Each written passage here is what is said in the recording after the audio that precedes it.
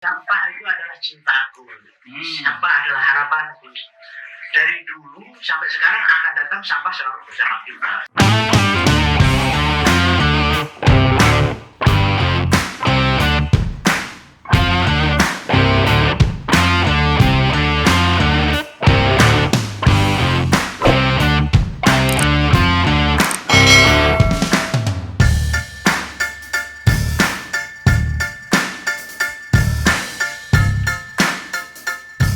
Seni itu apa sih?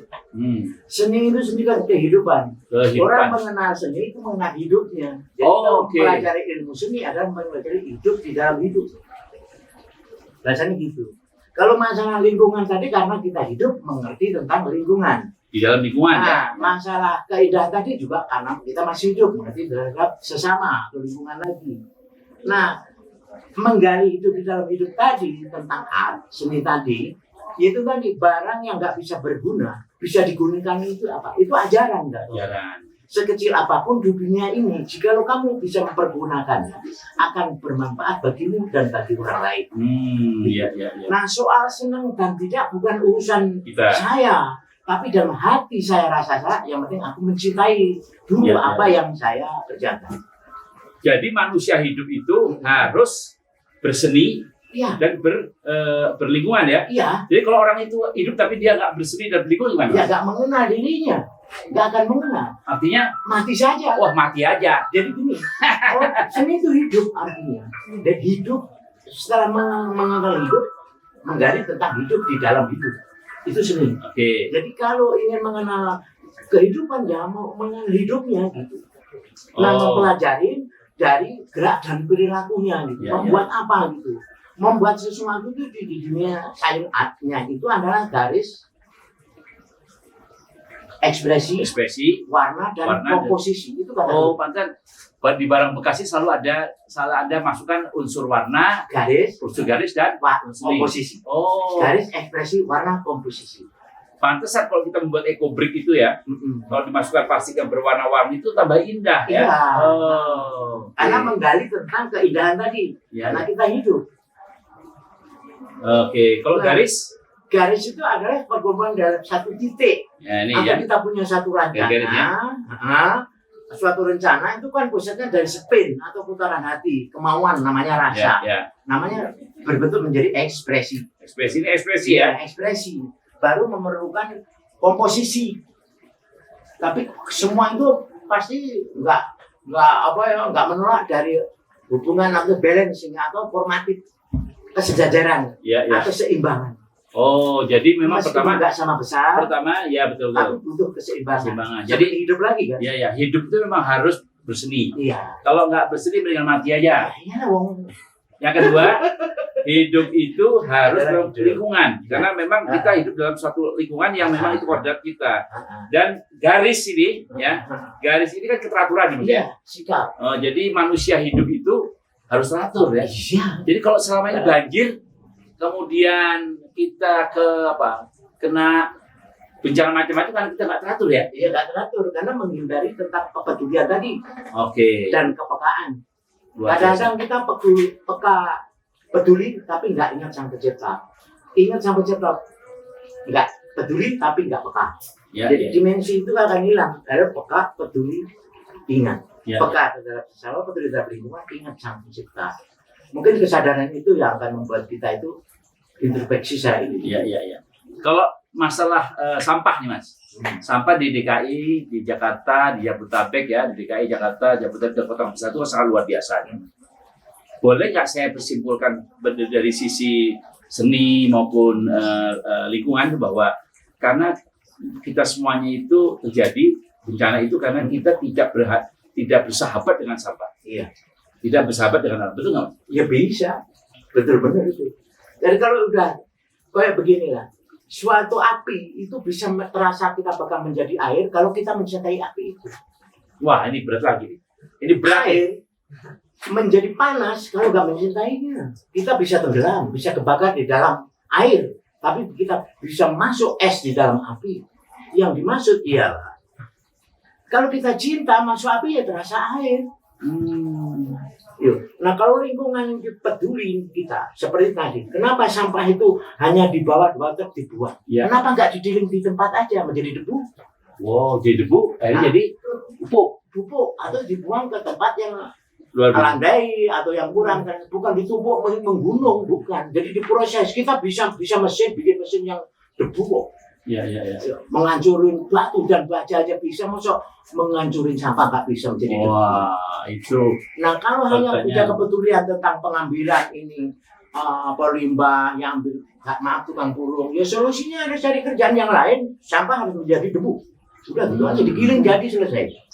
Bahasanya seperti itu. Jadi sebetulnya manusia itu menghancurkan yang keras-keras saja bisa, masa sampahnya bisa ya? Bisa, benar. Kecil ya. Kecil, Ini Pak. contoh rumah sampah Jenggot ini sangat bersahabat dengan sampah. Itu lihat itu ada ban bekas, ada apa namanya roda-roda bekas yang ditempel situ dan Ini saksi itu. Tanya aja warga-warga di sini, sahabat-sahabat sini. Aku Mbak setiap hari mengambilin pasir got untuk bikin batu bata dari rumah ini. Wah. Nah itu kan sudah terbukti tadi. Sekecil Ya. apapun di dunia ini, jika kamu mampu, pasti akan berbuat mendapatkan sesuatu. Saya yakin.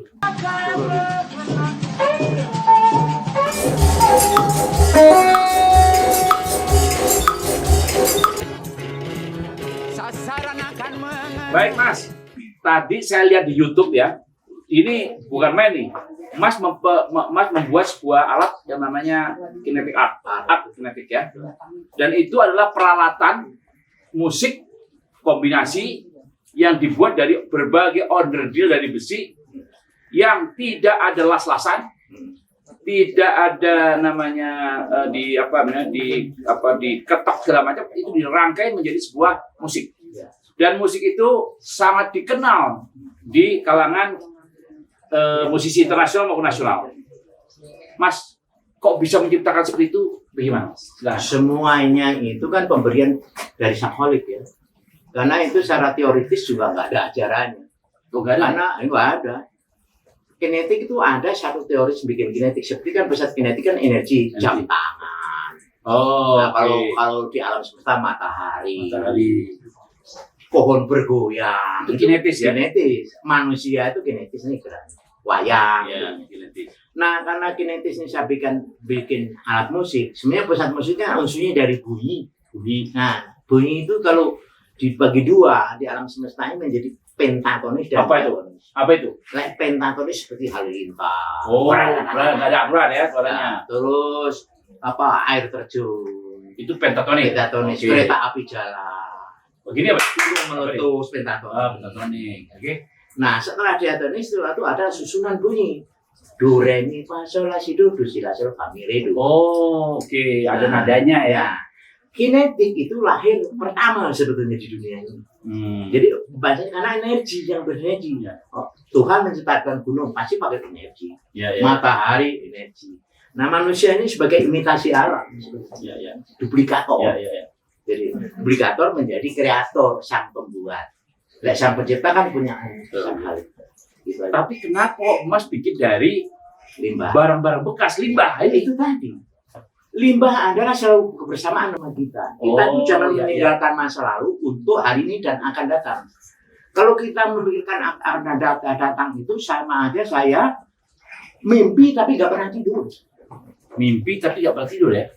Nah, seperti aku punya rencana tapi tidak pernah menjalankan. Aku tuh menjalankan mimpi saya setelah tidur. Jadi stop dream, stop action.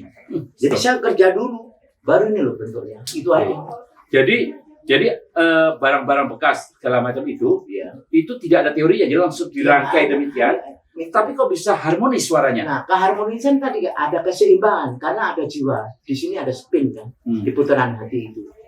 Nah, kalau ini udah tersusun secara teoristis hati kita, ya, ini nggak masuk di dalam sistem akademisi, ini nggak ada di sini hati. Membuat sesuatu tangan kiri, berbuat tangan kanan, berbuat sesuatu. Iya. Berbuat nama sesuatu kan berbeda. Iya. Aku membekangnya, sini memukul itu udah jalan sendiri. Nah, itu kinetis ya? Genetis. Kenapa saya harus mengelas? Ada baut ini aku campur gitu. Ini gabung sini menjadi gini. Ini genetis. Ya. Itu genetis. Jadi benar-benar berbasis kepada satu. Kenapa menggunakan alat bekas? Karena memang kecintaan ya. Iya, kecintaan. Jadi Mas Slamet membuktikan bahwa sampah itu begitu dekat dengan kita menjadikan karya besar. Betul. Karya besar ini nggak main-main loh. Karya besar ini sudah diakui dunia ya Mas ya. Saya lihat di YouTube-nya itu luar biasa karena hampir seluruh musik dunia itu mau memuji Mas Slamet. Iya. Ya. Dan yang tadi kenapa bisa menjadi harmonis bunyi karena mengikuti sistem alam yang tadi. Keseimbangan tadi. Itu biayanya berapa Mas? Jadi kalau kita membuat itu biaya gini. Tadi yuk kita bangun tingkat kepekaan, kepedulian, pengingatan. Masalah biaya. Kenapa kok larinya ke situ? Aku banyak biaya, mungkin persentase diberikan sama sahabat-sahabat teman-teman itu mungkin 80%. Yang satunya beli, yang 20%, yang 80% dikasih semua. Oh, karena sampah dikasih aja. Kepedulian tadi. Oke. Nah, kepekaan dalam unsur cipta karsa tadi. Dengan cinta. Untuk apa? Gitu. Dijual nggak seberapa ya udah dikasih Pak Slamet, ini sampah dikasih Pak Slamet jadilah sebuah karya. Nah, itulah, itu terbukti sebetulnya itu. Kalau kita mencintai sesuatu pasti ada tingkat manfaatnya itu, pasti Anda akan berbuat. Nah, gini, seandainya ada orang berminat musik yang begitu bagus, regane piro? Berapa biayanya? Tak terjangkau dan tak terhingga. Jadi yang dimaksud tak terjangkau tak terhingga kan semua pakai proses. Kalau saya tentukan secara finansial pakai uang, apakah orang mau membeli? Ya kan gitu. Jadi X banyak umpama ini yang minat X, tapi aku nggak mau menjadi pembohongan publik. Umpama ini harga berapa? Ini harga berapa? Ini harga berapa? Sekarang gini aja. Kalau satu itu beratnya 620 kilo atau 1 ton 200, berarti ya, 1 ton 200. Terus saya sekali diundang minimal mendapat 150 juta atau 100 juta. Berarti sekali bunyi berapa itu harganya? Ting gitu aja 15.000. Ting 15.000. Ewang 10 juta. Jadi harganya berapa itu? Gak bisa kita hargain. Tapi kalau berdoa cara benar ini, kalau sepeda motor belinya bahasanya gitu, yang per kilo aja udah berapa? Kita beli sekilo berapa? 8.000, lek jual cuma 3.000 perak. Lek 13 ton atau 1 ton 200 berapa juta? Besinya jual. Gitu. Jadi sampah itu bisa dibentuk jadi suatu nilai dan harganya kalau ditanya harganya nggak ternilai ya? Nggak ternilai, tak tercampur, tak ternilai. Tapi ada pertanyaan, persentasenya lebih tinggi dari harga mudah. Ini pertanyaan Mas bikin karya-karya yang tak ternilai. Bahkan kalau dibeli itu orang nggak tahu berapa harganya. Tapi kenapa Mas Slamet selalu memberikan karyanya kepada orang lain? Kadang-kadang kita barang jadi ambil orang lain, padahal itu bernilai. Gimana? Karena tadi sopan tadi. Aku tertarik pada Anda. Wah, sopan ya. Di sopan itu mengartikan orang kita mata seperti orang unggul, monggo. Bukan itu saja. Di sopan itu banyak norma, etika dan estetik. Peka, peduli, ingat. Banyak banget. Aku suka banget itu sisi itu karena diproyeksikan menjadi bentuk seperti itu, Pak.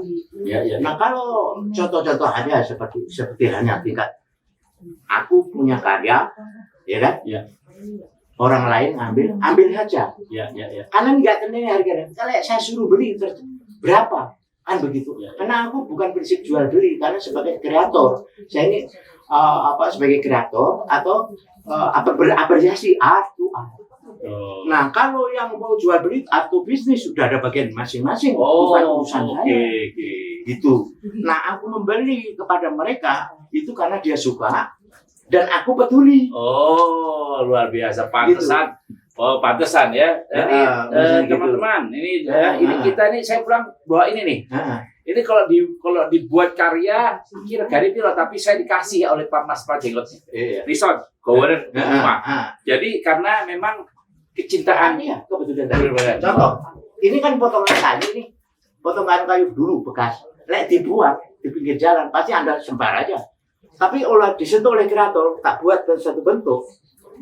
Tak taruh di jalan, diambil mah Anda buat tempat kembang. Di balik sini jadi tempat apa? Kan macam perlu apalagi udah banyak. Betah meja apa aja.